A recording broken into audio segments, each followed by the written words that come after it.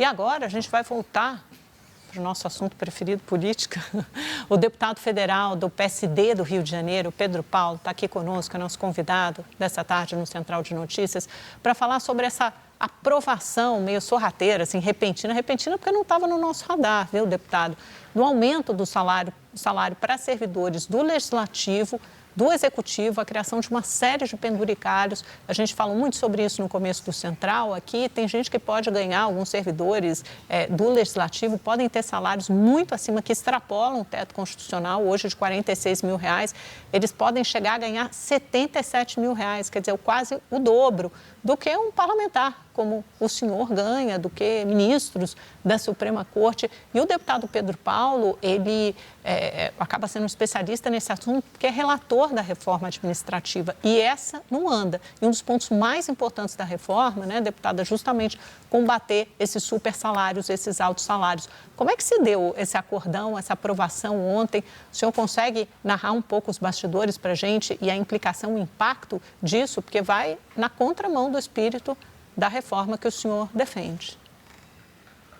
Sim, Amanda, pegou um pouco de surpresa a todos, porque muitos parlamentares não tinham conhecimento exatamente do projeto, do que previa o projeto. E, ao ter acesso a eles, a gente viu que, por exemplo, quanto à minha opinião, o projeto está absolutamente na contramão de tudo que está se propondo na reforma administrativa. Seja o que provoca maior indignação, a questão dos penduricários, dos supersalários, um mecanismo de furar-teto para salários chegarem a quase R$80 mil, e não só o salário chegar até R$80 mil, mas o mecanismo, o tipo de gratificação, como, por exemplo, a licença compensatória, que é uma espécie de escala 3x1, trabalha 3 dias, folga 1, só que essa folga não goza, vende, e aí surge esse extrateto sem pagar sequer imposto de renda. Ele extrapola o teto constitucional e sequer paga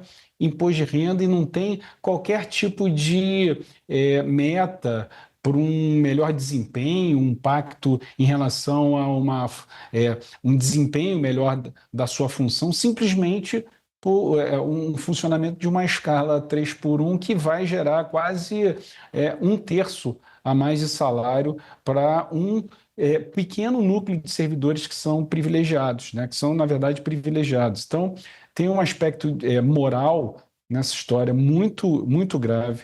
Tem um componente de desigualdade, porque a grande maioria dos servidores públicos, Amanda, não ganha esse salário. Você imagina uma professora, né, que está ralando todo dia numa escola, por exemplo, uma comunidade carente ali, que heroicamente recebe seu salário, vê de uma hora para outra um servidor trabalhando 3 dias, folgando 1 e tendo essa remuneração passando de R$46 mil. É de causar profunda indignação, por exemplo, a uma enfermeira que está num hospital, né, salvando vidas, dando seu suor, virando noite numa unidade de saúde, vendo uma situação como essa. Então, assim, é algo bastante, eu diria que foi bastante infeliz essa aprovação, essa criação desse super salário, né, desse penduricário. Mas tem outros aspectos também que geraram um problema e que estão na contramão da reforma, Amanda, que é, por exemplo, é muito importante dizer isso, eu não sou contra fazer reajuste do servidor, recomposição salarial, há uma defasagem sempre que acontece no serviço público. O problema é que a proposta de reestruturação das carreiras do Legislativo também tem uma série de gratificações que foram criadas que também estão na contramão da reforma. Vou dar um exemplo. A progressão das carreiras por especialização. Um servidor faz um curso de pós-graduação, ele progride na carreira, ele ganha um adicional por conta dessa especialização. Isso não tem qualquer vinculação ao melhor desempenho, simplesmente pela formação. A reforma administrativa está atacando isso. Ela está estabelecendo que as progressões nas carreiras sejam por desempenho, porque as pessoas estão esperando que o servidor produza mais, né, que o Estado produza mais rápido, melhor, ao menor custo para a população. Então, é tão importante essas progressões se darem por desempenho. né? Então, isso é algo que está nesse projeto. Existem outras gratificações também, por exemplo, uma gratificação por produtividade, por alinhamento estratégico, que ela incorpora o vencimento daquele servidor, que também está na contramão da reforma. A reforma a gente estabelece bônus, gratificações, mas elas não são incorporadas ao vencimento porque foi um atingimento específico, momentâneo, de uma meta, que foi pactuada. Então, isso também está na contramão da reforma. Então, há também uma coisa que foi muito delicada, Amanda, que é o seguinte: ao criar essas várias gratificações, os salários brutos de grande parte dos servidores da Câmara, eles passam o teto dos R$ 46.000. Por exemplo, você tem a grande parte dos salários de analistas legislativos, consultores, não, e aqui eu conheço muitos deles, sei da qualidade, da competência,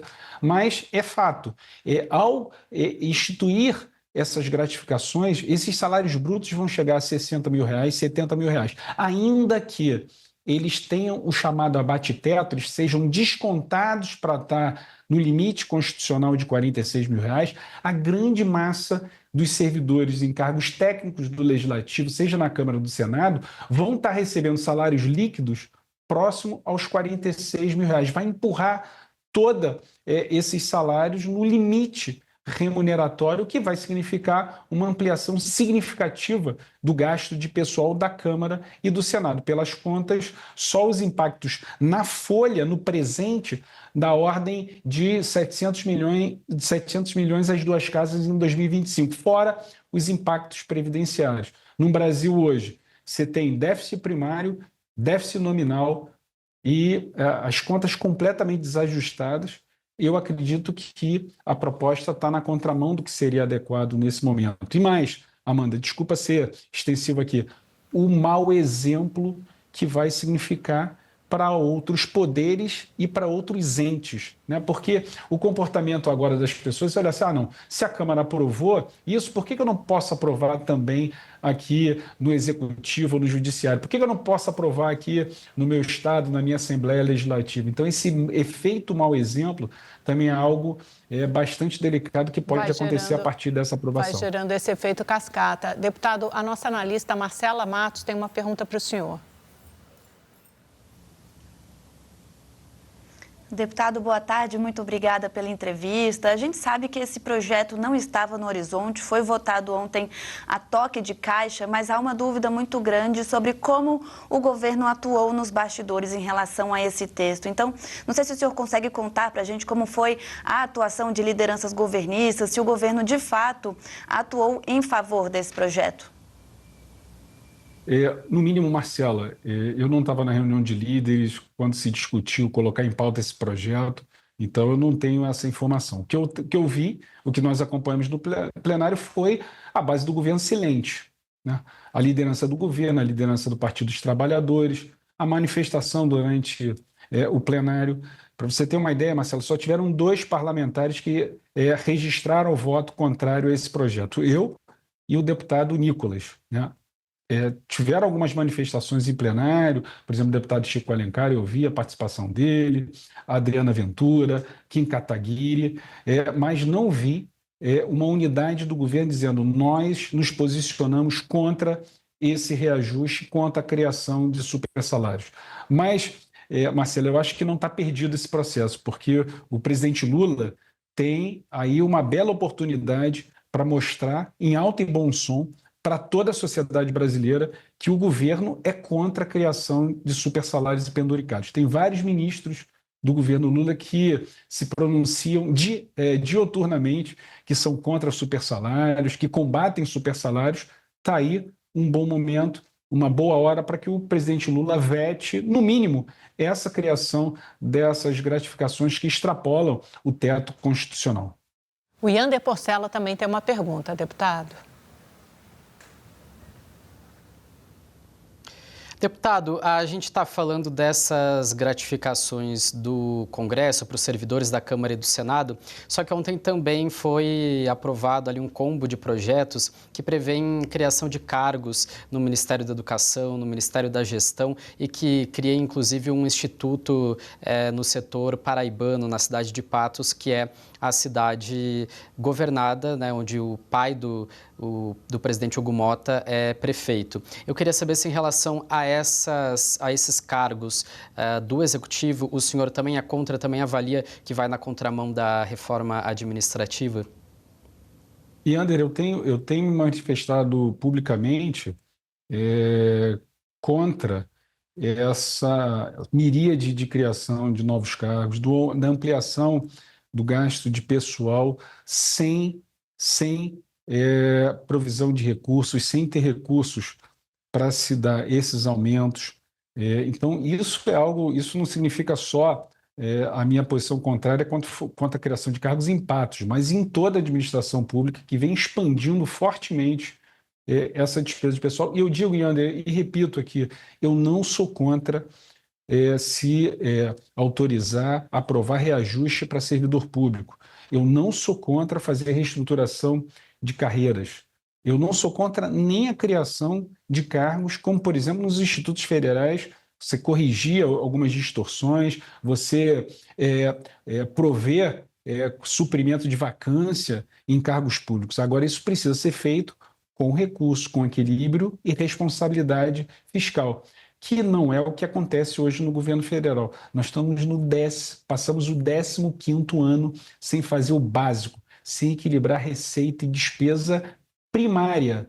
Quando a gente olha, então, o resultado nominal do governo federal, nós estamos chegando a um volume recorde, quase 9% do PIB, que é o déficit nominal. Na série histórica nossa, nós nunca chegamos a esse patamar. Então, assim, essa gigante responsabilidade, desequilíbrio fiscal é que explica taxa de juros de 15% e que não cai de jeito nenhum, essa falta de confiança no Brasil e, muitas vezes, um crescimento que muitos economistas chamam de voo de galinha, né? Artificializado pelo pé no acelerador do gasto público. Nós acabamos de ver o resultado do Tesouro Nacional essa semana, o custeio da máquina pública de cerca de 72 bilhões de reais. Está crescendo fortemente e já é maior do que o volume de investimento público. Já é maior do que o volume de investimento público que nós tivemos no ano passado, né, que chegou à ordem de 60 bilhões e o custeio 72 bilhões de reais. A conta de luz, a conta de água, os aluguéis, o gasto pessoal. Então, assim, é algo que a gente precisa chamar sempre atenção. Repito, não é contra a criação de cargos, provisão de vacância em cargos públicos, corrigir problemas que tem. A questão é quando se faz isso sem recursos que possam garantir que o pagamento hoje e o pagamento amanhã, sem explodir a dívida pública, que é o que está acontecendo. Quando está em déficit, aumenta a dívida pública. Deputado, quero agradecer muito a sua participação aqui no Central de Notícias. Volte sempre. Boa tarde para o senhor. Obrigado, Amanda. É sempre um prazer e um privilégio para mim estar no SBT News. Obrigado.